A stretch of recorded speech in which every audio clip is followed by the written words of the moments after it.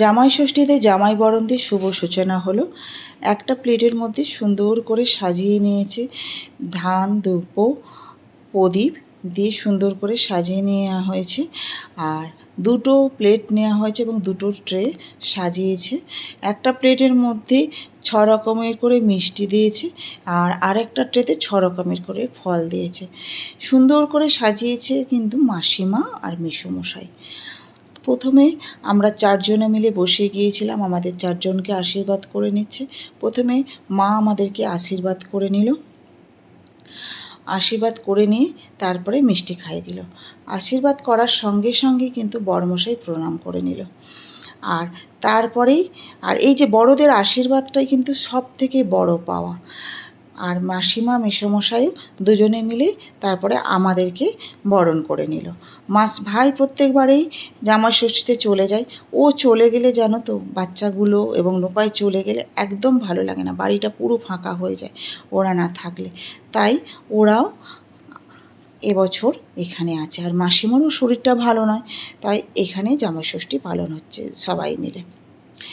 মাসিমা আমাদেরকে, মায়ের আশীর্বাদ করা হয়ে যেতে মাসিমা এবং মেসোমশাই দুজনে মিলেই আমাদেরকে আশীর্বাদ করে নিল।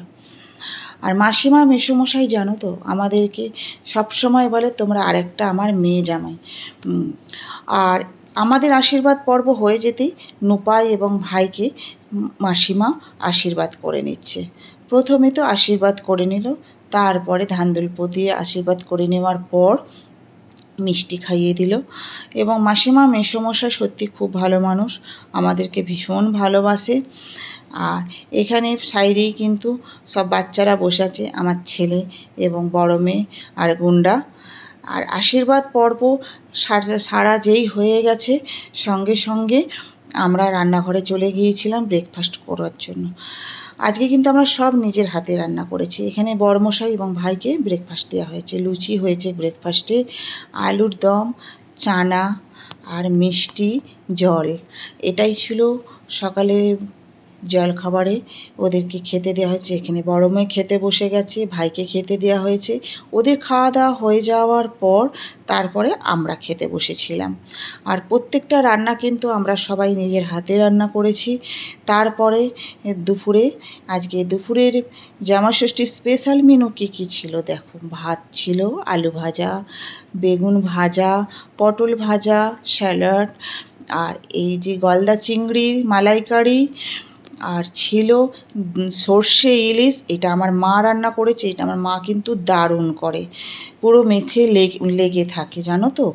আর ছিল চিকেন কষা, আর ছিল মটনটা ভাই করেছে, দারুণ খেতে হয়েছে। আর সঙ্গে ছিল আম, দই, আর ছিল জল। আর মিষ্টি দেওয়া হয়নি, যেহেতু তখন আশীর্বাদের সময়ে মিষ্টি খাওয়া হয়েছে। আর কেউ বলল আমরা মিষ্টি দেবো না, শুধু শুধু সাজানোর জন্য আমরা মিষ্টিটা ওরা কিছুতেই নিল না। আর দেখো সুন্দর করে কাঁসার থালায় সুন্দর করে সাজানো হয়েছে।